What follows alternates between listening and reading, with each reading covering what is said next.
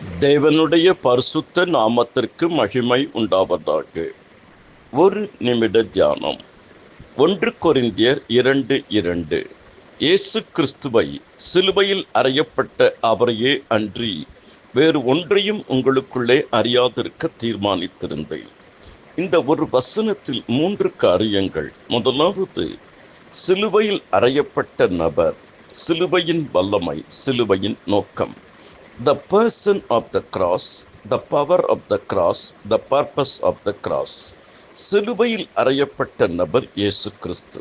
இயேசு என்றாலே அன்பு. சிலுவையின் வல்லமை பாவ மன்னிப்பாகிய மீட்பு. சிலுவையின் நோக்கம் புது வாழ்வு, நிலையான வாழ்வு, மறுவாழ்வு, நிம்மதியான வாழ்வு, நித்திய வாழ்வு, நிரந்தர வாழ்வு. ரோமர் 5:8, 1 யோவான் 4:9, யோவான் 3:16. ஆமென்.